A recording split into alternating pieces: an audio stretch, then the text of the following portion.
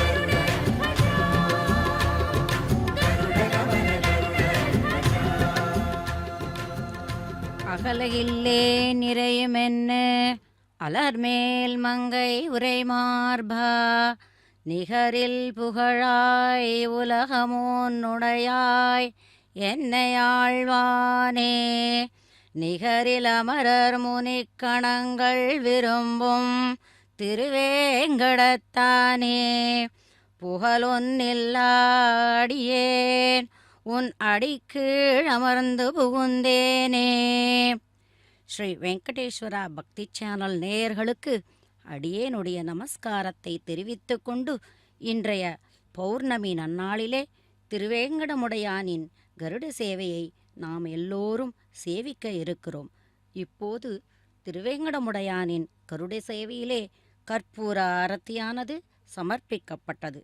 கருட பகவான் எம்பெருமானை தான் சுமந்து கொண்டு நமக்கு காட்சி கொடுக்கிறார். இப்படிப்பட்ட இந்த கருட சேவை நன்னாளிலே பௌர்ணமி நன்னாளிலே மேலும் ஒரு நல்ல விஷயம் ஒன்று நமக்கு கூடு இருக்கிறது. அது என்னவென்றால் குரு பூர்ணிமா. இந்த குரு பூர்ணிமா ஆனி ஆடி மாதத்திலே வரும் முழு நிலவு பௌர்ணமி நாளன்றைக்கு சீடர்கள் அதாவது சிஷ்யர்கள் மாணவர்கள் தங்களுக்கு கல்வி அறிவு புகட்டிய குருவை ஆச்சாரியனை போற்றும் முகமாக குரு வழிபாடு என்னும் ஒரு குரு பூஜை செய்வார்கள். இதனை துறவிகள் எல்லோரும் வியாச பூஜை என்று வியாச பூர்ணிமா என்றும் அழைப்பார்கள். இந்த வழிபாட்டை வேதாந்த கல்வி பயின்றவர்கள் தங்களது குருமார்களை நினைவுகூரும் வகையில் ஆடி மாதத்தில் வரும் முதல் பௌர்ணமி அன்று சிறப்பாக ஒரு பூஜை செய்வது நமது மரபு. மாணவர்கள் தங்களுக்கு கல்வி கற்றுக் கொடுத்த குருவினை வழிபடுவதுடன் பகவத்கீதை அருளிய கிருஷ்ணர், வேதங்களை தொகுத்த வியாசர், உபநிடதங்களுக்கு விளக்கம் எழுதிய ஆதிசங்கரர், மத்வர் மற்றும் ராமானுஜர் போன்றவர்களையும் குரு பூர்ணிமா நாளில் வழிபட்டு குருவின் திருவருள் பெறுவர். அப்படிப்பட்ட அந்த நன்னாளிலே நாம் இன்று கருட சேவையை பௌர்ணமி அன்று நாம் இங்கே சேவித்து கொண்டிருக்கிறோம். எங்கெங்கிருந்தோ பக்தர்கள் இந்த கருட சேவையை தரிசிப்பதற்காக வருகிறார்கள். நாமும் நம்முடைய இல்லத்தில் இருந்தபடியே ஸ்ரீ வெங்கடேஸ்வரா பக்தி சேனல் மூலமாக நேரடி ஒளிபரப்பிலே சேவித்து கொள்ளலாம்.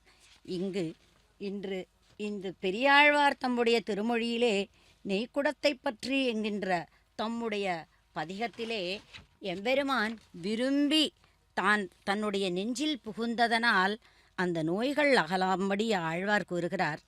ஏதங்களாயினவெல்லாம் இரங்கலிடிவித்து பீதகவாடை பிரானார் பிரமகுருவாகி வந்து போதில் கமலவன் நெஞ்சம் புகுந்தும் என் சென்னித்திடரில் பாத விலச்சினை வைத்தார் பண்டன்னு பட்டினம் காப்பே. அதாவது ஆழ்வார் என்னுடைய மனதில் பீதாம்பரம் தரித்த எம்பெருமான் அவர் குருவாக ஆச்சாரியனாக வந்து புகுந்து என்னுடைய பாவங்களையெல்லாம் என்னுடைய தலையில் தன்னுடைய பாவங்களை நீக்கி தன்னுடைய தலையில் எம்பெருமானுடைய பாதத்தை வைத்திருப்பதால் என் உடல் நன்கு பாதுகாக்கப்பட்டிருக்கிறது என்று கூறியிருக்கிறார். பட்டினம் என்றால் உடம்பு என்பது பொருள். அப்படிப்பட்ட ஆழ்வார் தன்னுடைய பாவங்களெல்லாம் நீங்கிவிட்டது. எதனால் என்றால் எம்பெருமானுடைய தன்னுடைய திருவிலச்சினையை அவரது மனத்திலே வைத்திருப்பதனால், அதாவது அவருடைய மனத்திலே எம்பெருமான் தனது பாதத்தை வைத்திருப்பதனால் தன்னுடைய பாவங்களெல்லாம் நீங்கிவிட்டது. எப்படி எறும்புகள் ஒரு பண்டத்தை மொய்த்து கொண்டு நாம் அதை தட்டினால் எப்படி போய்விடுமோ அதே போல இந்த நம்முடைய நோய்கள் எல்லாம் நீங்கிவிடுகிறது என்கிறார். எப்படிப்பட்ட நோய்கள் என்றால் நாம் பார்ப்பதெல்லாம் உடலில் காணப்படும் நோய்கள். ஆனால் ஆழ்வார் சொல்லுவதோ பிறவி என்கின்ற நோய். அந்த பிறவி நோய் தீர்ப்பதற்காக அவர் ஆழ்வார் பிரார்த்திக்கிறார். எப்படி ஓயும் மூப்பு பிறப்பு இறப்பு பிணி வீயுமாறு செய்வான் அந்த திருவேங்கடத்து ஆயன். அந்த திருவேங்கடத்து ஆயன் அவனை வாயுள்ளும் மனத்துள்ளும் வைப்பார்களுக்கு. நாம் வாயுள்ளம் மனத்துள்ளம் அந்த எம்பெருமானை வைத்தால் இவையெல்லாம் நமக்கு நீங்கிவிடும். மருத்துவராக வந்த மாமணிவண்ணன் அல்லவா? ஆகையால் நம்முடைய நோய்களை எல்லாம் தீர்க்கக்கூடியவன் அந்த திருவேங்கடத்து ஆயன். அப்படிப்பட்ட அந்த திருவேங்கடத்து ஆயன் இதோ இங்கே கருட சேவையில் நாம் சேவித்து கொண்டிருக்கிறோம். பக்தர்கள் எல்லோரும் எம்பெருமானை ஆடியும் பாடியும் புகழ்ந்து அவனை கொண்டாடி கொண்டிருக்கிறார்கள், அனுபவித்து கொண்டிருக்கிறார்கள். அவனுடைய அருளை எதிர்பார்த்து கொண்டிருக்கிறார்கள். பெரிய ஜீயர், சின்ன ஜீயர் சுவாமிகள், மேலும் ஸ்ரீ வைஷ்ணவர்கள் எல்லோரும் புடைசூழ அந்த அருளி செயல்களை சேவித்து கொண்டு எம்பெருமானை பிரார்த்தித்து கொண்டிருக்கிறார்கள். இந்த திருமலையில் பிரம்மோற்சவத்தின் போது 10 நாட்களிலும் 2 வேளைகளிலும் மலையப்பன் வாகனங்களில் திருவீதி உலா வருவதை நாம் ஒவ்வொரு வருடமும் சேவிக்கிறோம். இதில் கருட சேவை என்பது மிகவும் முக்கியமானது. ஏன் இதற்கு இவ்வளவு பெருமை என்றால், சுவாமி தேசிகன் சாதிக்கிறார் தமது கருட பஞ்சாசத்திலே, கருட பகவான் உலகில் ஒப்பற்ற ஒருவனாக இருக்கிறார். அதனாலே தான் அவர் பகவான் என்று அவருடைய திருநாமத்தோடு சேர்த்து கருட பகவான் என்று அழைக்கப்படுகிறார். விஷ்ணுவுக்கு 2வது துணைவனாக இருக்கிறார். ஒரு சிலரே இவரை நன்கு அறிய முடியும். 5 எழுத்துக்களின் இரகசியம் கருட பகவானாக இருக்கிறார். ஞான, பலம், ஐஸ்வர்யம், வீரிய, சக்தி, தேஜஸ் என்கின்ற 6 குணங்கள். பகவான் என்றாலே இந்த 6 குணங்கள் நிறைந்திருப்பவர் என்று அர்த்தம். இப்போ கருட பகவானுக்கு இந்த 6 குணங்கள் நிறைந்திருப்பதாலே தான் இவரை கருட பகவான் என்று கூறுகிறோம். மேலும் 7 ஸ்வரவரிசைகள் கொண்ட வேதமயனாக திகழ்கிறார். அணிமாதிகளான 8 சித்திகள், அதாவது அணிமா, மகிமா, கரிமா என்கின்ற சித்திகள் எல்லாம் அதிலும் நிறைந்திருக்கிறவர், வேதஸ்வரூபனாக இருக்கக்கூடியவர் இந்த கருட பகவான். அதன் பிறகு நவமானவன், அதாவது புதியவராக, என்றென்றும் புதியவராகவே இருக்கிறார். அதன் பிறகு 10, 100, 1000 கண்ணனான இந்திரனுடைய விரோதிகளான ஆயிரக்கணக்கான அசுரர்களை தனக்கு லட்சியமாக கொண்டு பறக்கும் இறகுகளின் கோடிகளை உடையவராக இருக்கிறார். இப்படிப்பட்டவர் நமது பயத்தை போக்குவான் என்று சுவாமி தேசிகன் சாதிக்கிறார். இப்பொழுது நாம் இந்த கருட சேவையை நன்றாக சேவித்து கொண்டிருக்கின்றோம். கருடன் எப்பொழுதும் எம்பெருமான் எதிரில் எப்படி இருக்கிறார் என்றால், நாம் முகம் பார்க்கும் கண்ணாடி, நம்முடைய முகத்தை பார்த்து கொள்ளுகிறோமே, அதே போல எம்பெருமானுக்கு முகம் பார்க்கும் கண்ணாடி போலவே இவர் இருக்கிறார். அப்பொழுது எம்பெருமான் மார்பில் இடம்பெறும் பாக்கியம் கொண்ட கௌஸ்துபமணியில், அந்த கௌஸ்துபமணியானது அந்த மணியில் இந்த கருடனுடைய நிழல் தெரியுமாம். அதற்கு ஒரு கருத்து இருக்கிறது. அதாவது பார்க்கடலை கடைந்த காலத்தில் கௌஸ்துபமணியோடு ஆலகால விஷமும் தோன்றியதல்லவா? அந்த விஷத்தில் ஒரு துளி தன்மேல் தெரித்திருந்தால் என்ன ஆகும் என்று அந்த கௌஸ்துபம் கலவரமடைந்ததாம். அதற்கு மருந்தாக, பரிகாரமாகவே கருடனுடைய நிழலை தாங்குகிறது. அந்த கருடன் அவ்விதமே நம்முடைய சம்சார சர்ப்ப விஷத்திலிருந்தும் நம்மை காக்கட்டும் என்று சுவாமி தேசிகன் அருளி செய்துள்ளார்.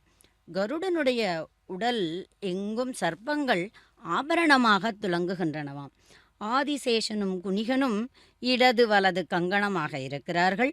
வாசுகி பூணலாக, தக்ஷகன் அரைஞானாகவும், கார்கோடகன் ஆரம், இடது வலது காதுகளில் பத்மமகா பத்மர்கள், குண்டலம் சங்கபாலன், கிரீடம். இத்தகைய கருடன் நம்மை நோக்கட்டும் என்று சுவாமி தேசிகன் தனது கருட பஞ்சாசத்தில் அருளி செய்துள்ளார்.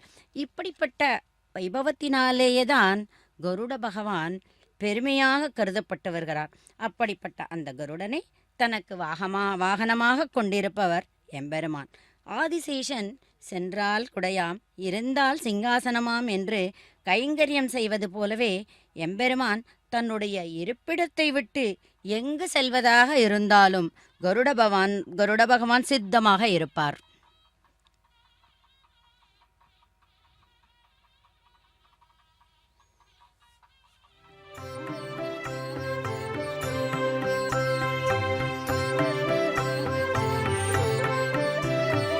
ಶರಣು ಶ್ರೀ ವೈಕುಂಠನಾಯಕ,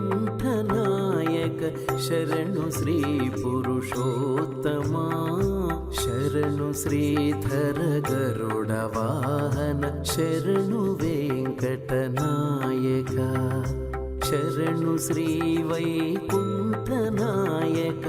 ಶರಣು ಶ್ರೀ ಪುರುಷೋತ್ತಮ, ಶರಣು ಶ್ರೀಧರ ಗರುಡ ವಾಹನ, ಶರಣು ವೆಂಕಟನಾಯಕ.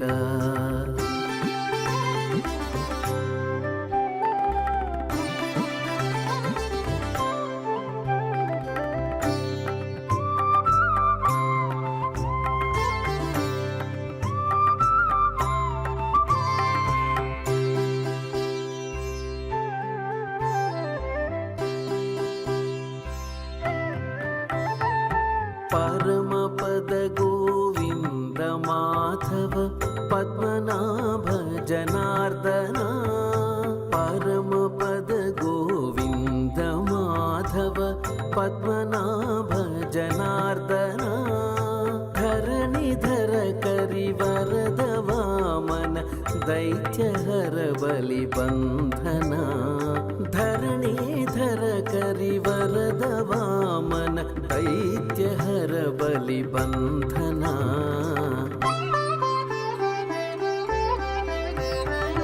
ಶರಣು ಶ್ರೀ ವೈಕುಂಠನಾಯಕ ಶರಣು ಶ್ರೀ ಪುರುಷೋತ್ತಮ ಶರಣು ಶ್ರೀಧರ ಗರುಡ ವಾಹನ ಶರಣು ವೆಂಕಟನಾಯಕ ಶರಣು ಶ್ರೀ ವೈಕುಂಠನಾಯಕ ಶರಣು ಶ್ರೀ ಪುರುಷೋತ್ತಮ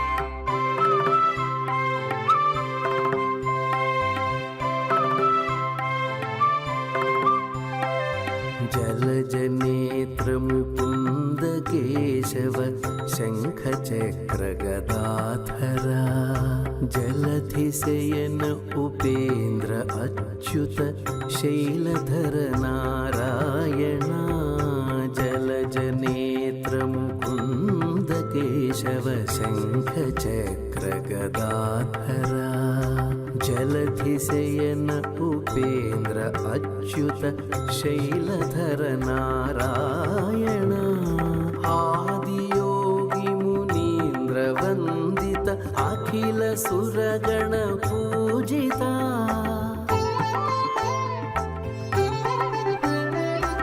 आदियोगी मुनीन्द्र वन्दित अखिल सुरगण पूजिता वेद विनुत विरिञ्चि सन्नुत वेङ्कटेश नमो नमो वेद विनुत विरिञ्चि सन्नुत वेङ्कटेश नमो नमो वेङ्कटेश नमो नमो वेङ्कटेश नमो नमो शरणु श्री वैकुण्ठनायक शरणु श्री पुरुषोत्तमा शरणु श्रीधर गरुड वाहन शरणु वेङ्कटनायक शरणु शरणु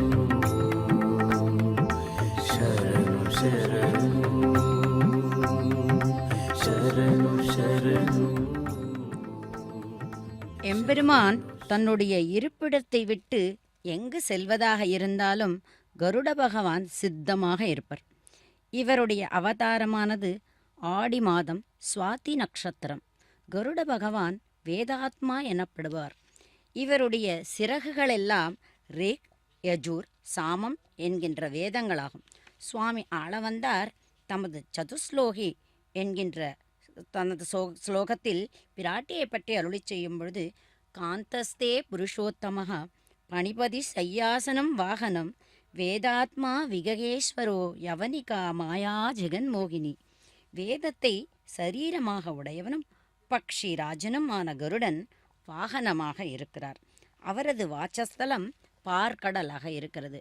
இந்த கருடனை பற்றிய சில அரிய தகவல்களை நாம் மேலும் பார்க்கலாம். இப்போது கருட பகவான் அவரது திருக்கரங்களில் எம்பெருமான் இதோ உலா வந்து கொண்டிருக்கிறார். பக்தர்கள் எல்லோரும் அனைவரும் சேவித்து கொண்டு அவனுடைய அருளை பிரார்த்தித்து கொண்டு இப்பொழுது மாட வீதியிலே எம்பெருமான் வலம் வந்து கொண்டிருக்கிறார். கருட பகவானை பற்றிய தகவல்களில் ஸ்ரீ கருட பகவான் மகாவிஷ்ணுவின் சங்கர்ஷண அம்சமாக கூறப்படுகிறார். கருடனுக்கு சிவப்பு நிறமுள்ள பட்டு வேஷ்டி, மல்லிகைப்பூ, மறுக்கொழுந்து, கதிர்பச்சை, தமனகம், ஷண்பகம் போன்ற பூக்கள் அர்ச்சனைக்கு சிறந்ததாக கருதப்படுகிறது. காஞ்சியில் நாம் எல்லோரும் கருட சேவையை சேவித்திருக்கிறோம். மிகவும் சிறப்பாக நடக்கக்கூடியது கருட சேவை என்றாலே காஞ்சிபுரம்தான். திருமாலும் கருடனும் ஒருவரே என்று மகாபாரதத்தில் அனுசாசன பர்வத்தில் காணப்படுகிறது. அனிமா, மகிமா, லஹிமா, கரிமா, ஈசித்தவ்யம், வசித்வம் ஆகிய 8 விதமான சம்பத்துக்கள் நிறைந்தவர் இந்த கருட பகவான். இந்த கருட பகவான் ஷார்பர்னர் என்ற பெயரை உடையவர். இவருக்கு மனைவியர் 2 பெயர்கள், ருத்ரா, சுகீர்த்தி என்றவர். கருடனுடைய மகிமையை ஏகாதசி, திருவோணம் ஆகிய தினங்களில் படிப்பவர்கள் கேட்பவர்கள் கடும் நோயிலிருந்து விடுபடுவர். கருடனுக்கு கருத்மான், சாபர்ணன், பன்னகாசனன், பதகேந்திரன், பக்ஷிராஜன், சோமகாரி, பெரிய திருவடி, மங்களாலயர், கலுழன், ஜெயகருடன், சுவணன்கிரி, ஓடும் புல், கொட்டப்புல் என்ற பெயர்களெல்லாம் கூட இருக்கின்றன. வானத்தில் கருடனை பார்த்தால் மங்களானி பவந்து என்று மனதில் சொல்லிக்கொள்ள வேண்டும். ஸ்ரீவில்லிபுத்தூரில் ரங்கமன்னாரும் ஆண்டாளும் கருடனும் ஒரே ஆசனத்தில் காட்சி தருகிறார்கள். ஏனெனில் கருடன் பெரியாழ்வாராக அவதரித்ததால் மாமனார் ஸ்தானமாகிறது. ஆகையாலே ஒரே ஆசனத்தில் காட்சி கொடுக்கிறார்கள். எல்லா திவ்ய தேசத்திலும் 2 கரங்களை குவித்து வணங்கும் காட்சி திருக்கண்ணங்குடி என்கின்ற திவ்ய தேசத்தில் மட்டும் 2 கைகளையும் காட்டிக் கொண்டு தரிசனம். இந்த காட்சி வைகுண்டத்தில் கருடன் எழுந்தருளியுள்ள காட்சி என்று கூறுவார்கள். கும்பகோணத்துக்கு அருகில் திருவெள்ளியங்குடியில் கருடாழ்வார் 4 கரங்களுடன் கைகளில் சங்கு சக்கரங்களுடன் சங்கு சக்கரை வைத்து கொண்டிருக்கிற காட்சியை நாம் சேவிக்கலாம். திருத்தங்காலில் பாண்டிநாட்டு திவ்யதேசம் கருடாழ்வான் சர்ப்பத்துடன் அமிர்த கலசத்துடன் காட்சியளிக்கிறார். நம்பாடுவான் என்ற ஹரிஜன வைணவ பக்தனுக்காக கருடாழ்வாரும் கொடிமரமும் சற்று விலகி உள்ள தலம் திருக்குறுங்குடி. தென்திருப்பேறு என்கின்ற திவ்யதேசத்திலே கூட எம்பெருமான் அந்த வேத ஒலியும் விழா ஒலியும் அவர் எம்பெருமான் செவிசாய்க்கும் வண்ணமாக இந்த கருட பகவான் சற்று தள்ளி இருப்பதாக நாம் செவிக்கிறோம். பறவைகளில்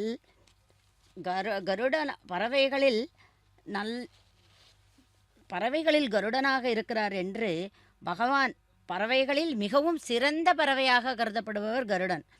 அவர் மிகவும் உயரத்திலே பறக்கக்கூடிய தன்மை அந்த கருட பகவானுக்கு உண்டு. ராவண யுத்தத்தில் பெருமாளையும் இளைய பெருமாளையும் நாகபாசத்திலிருந்து விடுவித்தவர் ஸ்ரீ கருட பகவான். கண்ணபிரான் துவாரகைக்கு வெளியே இருந்த போதெல்லாம் துவாரகையை காத்தவர் கருட பகவான். ஆழ்வார்கள் 4000 திவ்ய பிரபந்தத்தில் 36 இடங்களில் கருடனை பற்றி போற்றி புகழ்ந்து பாடியுள்ளார். குப்தர்கள் சரித்திரத்தில் சொல்ல போனோமானால் குப்தர்கள் அரசாண்ட காலம் குமாரகுப்தன், சமுத்திரகுப்தன் என்ற 2 அரசர்கள் தங்கள் பொன் நாணயங்களில் கருடனே பொறித்தார்கள். கருட முத்திரை தங்களுடைய நாட்டிற்கு வளம் சேர்க்கும் என்று அவர்களுடைய நம்பிக்கை. ஆதலால் அவர்கள் காலம் பொற்காலமாக திகழ்ந்தது. சந்திரகுப்த விக்ரமாதித்தன் முதலில் டெல்லியில் ஒரு கருட ஸ்தம்பத்தையும் ஸ்தாபித்தார்.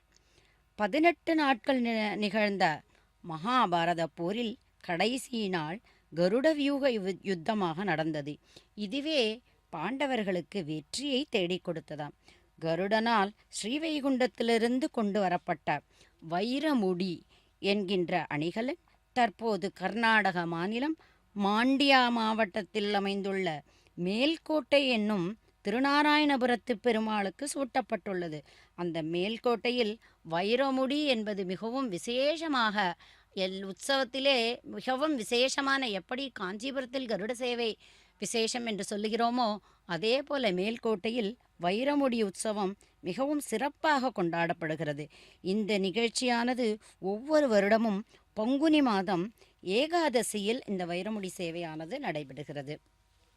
தற்போது எம்பெருமானை கருட சேவையில் நாம் மாட வீதியிலே மிதந்து எம்பெருமான் எப்படி ஒரு கடலில் இப்படி ஒரு போட்டெல்லாம் மிதக்குமோ அதுபோல எம்பெருமான் மிதந்து வந்து கொண்டிருப்பதை இதோ கற்பூர ஆரத்தியானது சமர்ப்பிக்கப்படுகிறது.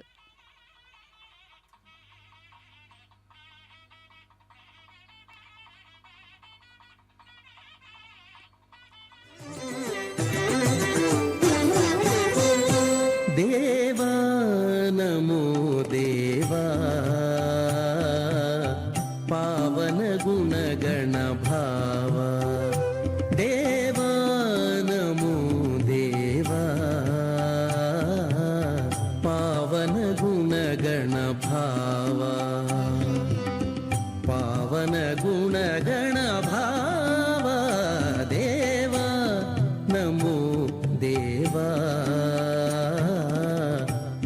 पावन गुणगण भावा पावन गुणगण भावा देवा नमो देवा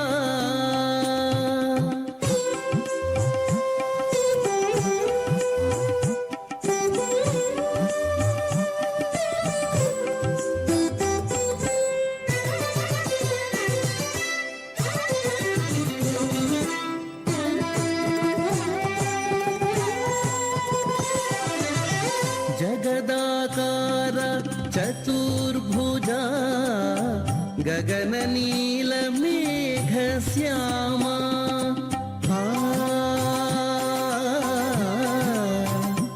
आ,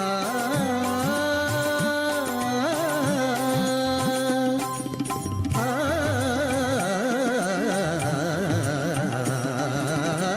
जगदाकार चतुर्भुजा गगन नील मेघ श्यामा निगम पादयुग नीरजनाभा निगम पादयुग नीरजनाभा अगणित लावण्यानना देवा नमो देवा पावन गुणगण भावा पावन गुणगण भावा देवा नमो देवा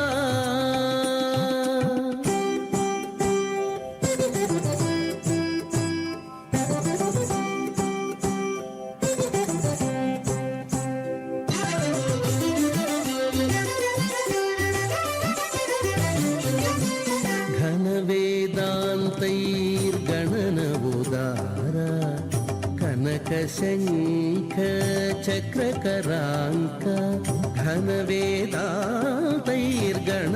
उदारा कनक शंख चक्रकरांक दिनमणि शशांक दिव्य विलोचन अनुपम रविबिंबाधरा दिनमणि शशांक दिव्य विलोचन अनुपम रविबिंबाधरा भावज कल्ज भवजनक श्रीवनिता हृदयेश भावज कल्ज भवजनक श्रीवनिता हृदयेश श्रीवेंकटगिरि शिखर विहारा पावन गुणगण भावा देवा नमो देवा पावन गुणगण भावा पावन गुणगण भावा देवा देवा देवा नमो देवा திருவேங்கடமுடையானது கருணை என்னும் குணத்தை பற்றி பாடிய 100 ஸ்லோகங்கள் கொண்டது சுவாமி தேசிகன் அருளிச் செய்த தயாசதகம் என்ற ஸ்தோத்திரம். எம்பெருமான் திருவேங்கடமுடையான் எண்ணற்ற கல்யாண குணங்களை உடையவராக இருப்பினும் அவருடைய மற்ற குணங்களும் தரம் பெறுவது இந்த கருணையாலேதான். ஆதலில் இந்த கருணையே சேத்தனர்களுக்கு காப்பதற்கே உடலாக இருப்பது பற்றி இதனையே விஷயமாக்கி அருளிச் செய்துள்ளார் சுவாமி தேசிகன். இதோ பௌர்ணமி கருட சேவையிலே அந்த பௌர்ணமியின் கூடவே அந்த பௌர்ணமி ஒளியின்குள்ளே இந்த திருவேங்கடமுடையானது ஒளியை நாம் தற்போது திரையில் காணலாம். இது எத்தனை அழகாக நம்முடைய கண்களுக்கு தோற்றுகிறது பாருங்கள். இந்த கருட சேவையை நாம் காண்பதற்கு எத்தனையோ புண்ணியம் பண்ணியிருக்க வேண்டும். அப்படி இருந்தால்தான் இந்த கருட சேவையை நாம் சேவிக்க முடியும். ஒவ்வொரு பௌர்ணமியிலும் இதே போல இங்கே திருவேங்கடமுடையானுக்கு நடக்கிறது. அனைவரும் நாம் சேவிப்போம். பிரபத்யேதம் கிரிம் பிராயः ஸ்ரீனிவாசானுகம்பயா இக்ஷுசாரஸ்ரவந்தேவ யன்மூர்த்தியா சர்க்கராயுதம். திருவேங்கடமலையில் எழுந்தருளியுள்ள ஸ்ரீனிவாசனது எல்லையற்ற கருணை அடியார்களிடம் வெள்ளமிட்டு ஓடுகிறது. அந்த கருணையானது கரும்பின் சாறு ஓர் ஆறாக பெருகினால் எப்படி இருக்குமோ அதே போல ஆறு போலவே தோன்றுகிறதாம். கரும்பினுடைய சாறு கடைசியில் என்ன ஆகும்? சர்க்கரை கட்டியாக உறைந்து கல்கண்டாக ஆகிறது. அவ்வாறு ஸ்ரீனிவாசனது கருணை வெள்ளமானது கற்கண்டாக அனுபவிக்க ஏற்றதாக இருக்கிறது. இந்த கருணைதான் திருமலை வடிவமாகவே தோன்றியது. அடியார்களுடைய குற்றங்களை பொறுக்கச் செய்வது, வேண்டிய பலன்களை அளிக்கச் செய்வது, ஆற்று வெள்ளம் போல தடையற்று அடியார்களின் மீது பெருகுவது. இதோ கற்பூர ஆரத்தியானது சமர்ப்பிக்கப்படுகிறது எம்பெருமானுக்கு. இத்தகைய கருணையே வடிவெடுத்த திருவமலையை நான் சரணமடைகிறேன் என்கிறார் சுவாமி தேசிகன். எம்பெருமான் மலையப்ப சுவாமி கருட வாகனத்திலே எழுந்து வரும்போது எல்லோரும் பிரார்த்தித்து கொள்வது என்ன? அவனது திருவடியை காண வேண்டும். இந்த கருட பகவான் அந்த எம்பெருமானுடைய திருவடியை கையிலே ஏந்தி அனைவரும் சரணம் பற்றுமாறு அவர் காண்பித்து கொடுக்கிறார். அப்படிப்பட்ட அந்த எம்பெருமானை நாம் சரணமாக புக வேண்டும். செடியாயவல் வினைகள் தீர்க்கும் திருமாலே, நெடியானே வேங்கடவா நின் கோயிலின் வாசல், அடியாரும் வானவரும் அறம்பயரும் கிடந்தியங்கும் படியாய் கிடந்து உன் பவளவாய் காண்பேனே.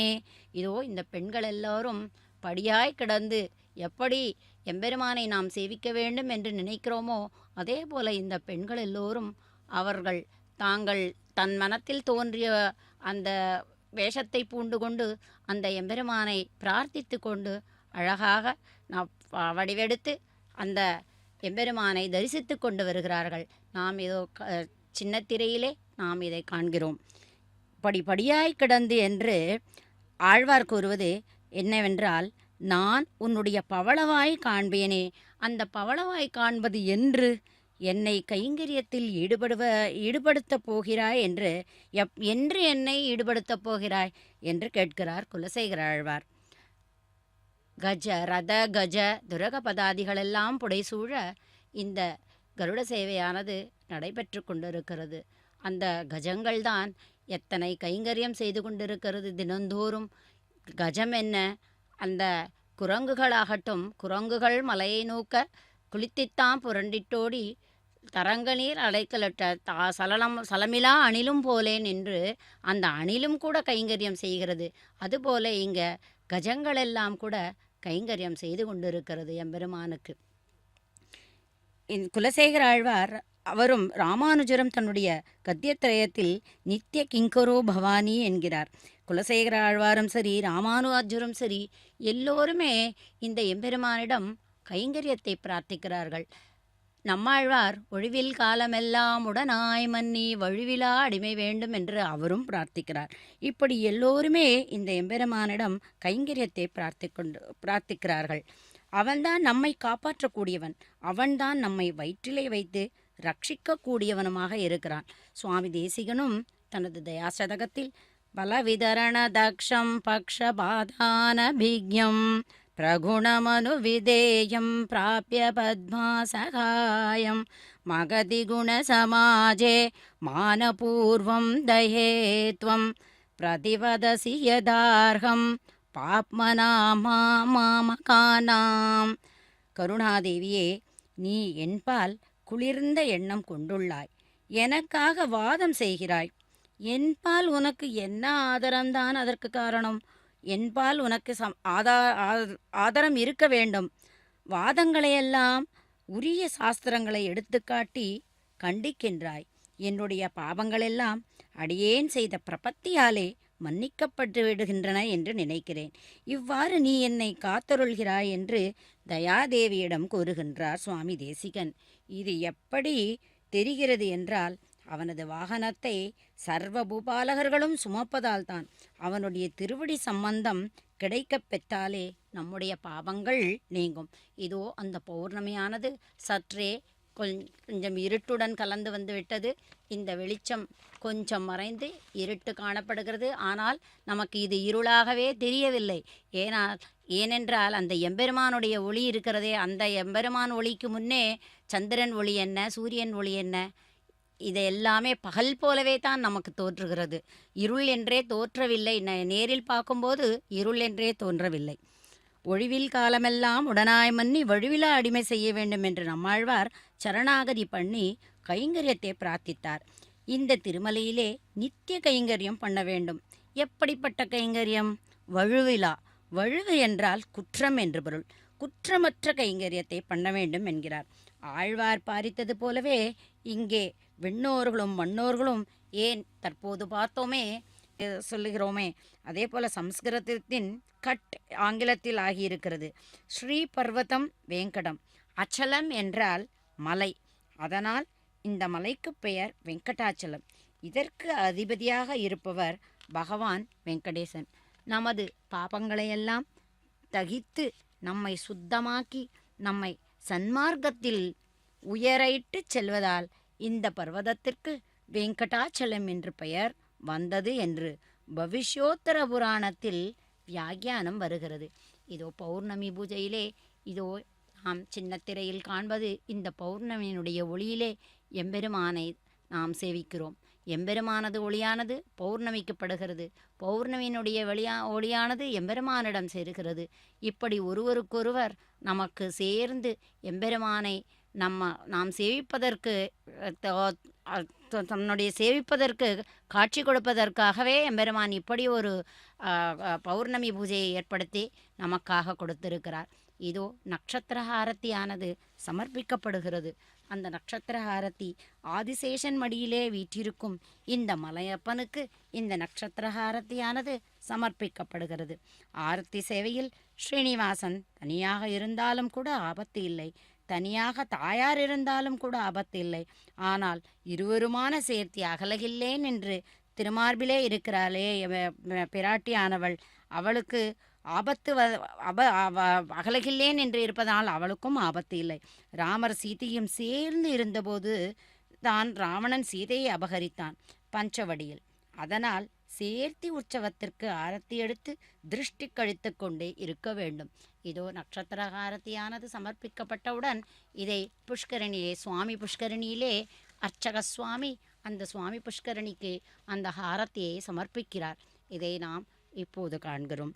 சுமந்து மாமலர் நீர் சுடர் தூபம் கொண்டு அமர்ந்து வானவர் கோனொடும் நமன்னெழும் திருவேங்கடம் நங்கட்கு சமன்கொள் வீடு தரும் தடம் குன்றமே.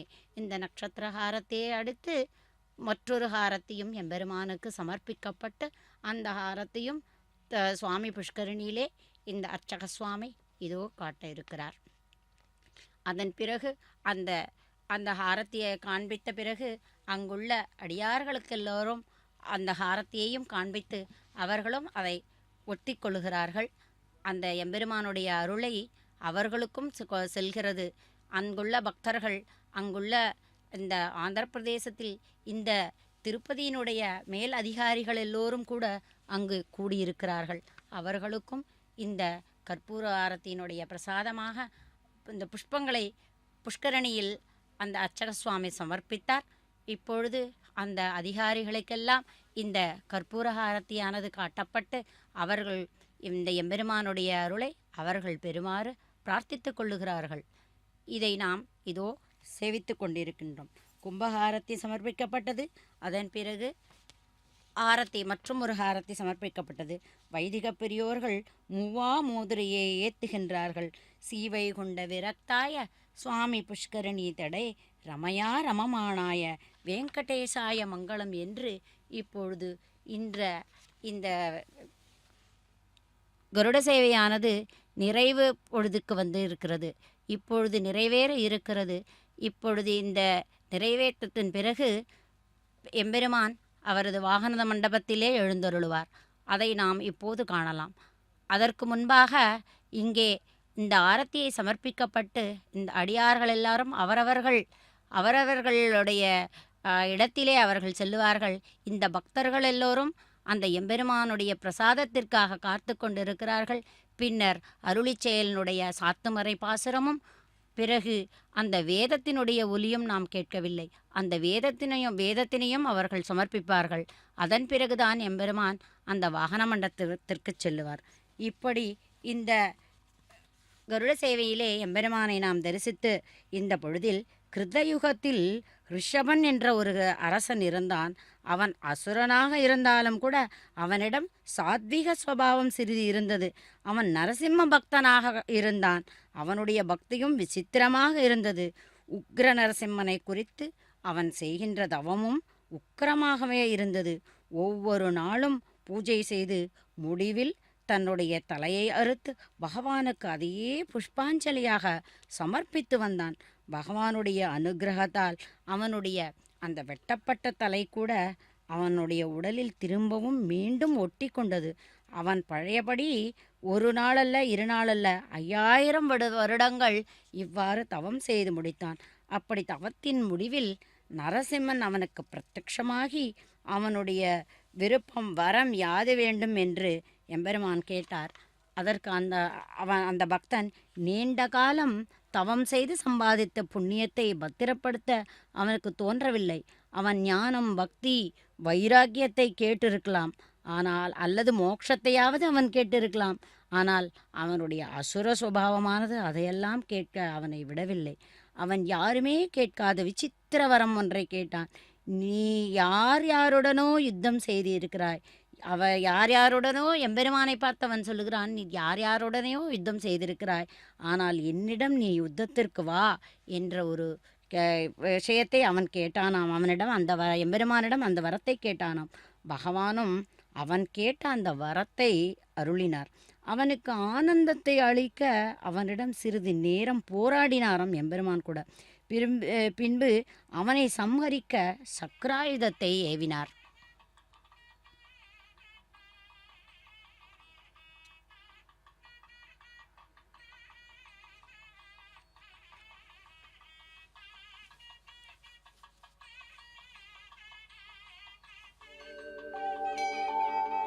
विना वेङ्कटेशं ननाथो ननाथ सदा वेङ्कटेशं स्मरामि स्मरामि हरे वेङ्कटेश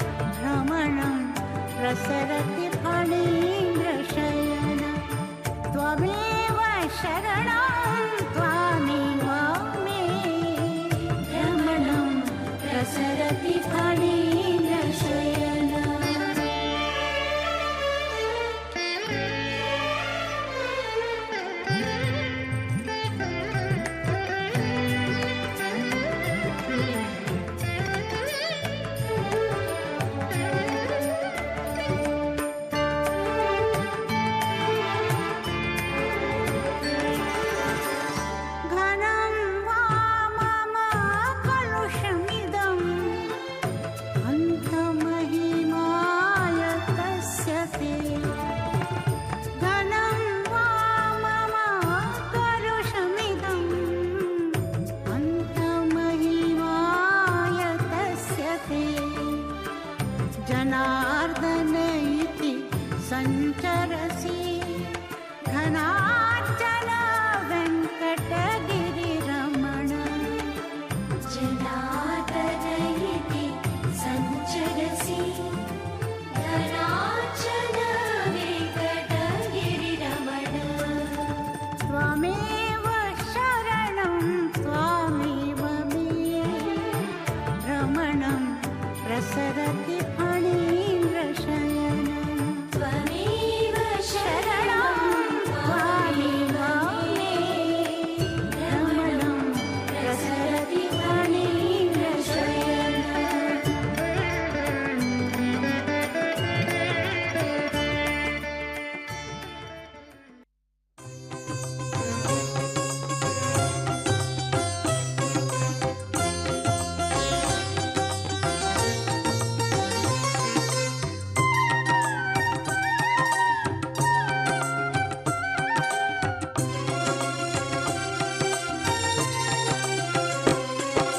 శ్రీనివాస గోవింద శ్రీ వెంకటేశ గోవింద శ్రీనివాస గోవింద శ్రీ వెంకటేశ గోవింద భక్తవత్సల గోవింద భాగవత ప్రియ గోవింద గోవింద హరి గోవింద గోకుల నందన గోవింద श्री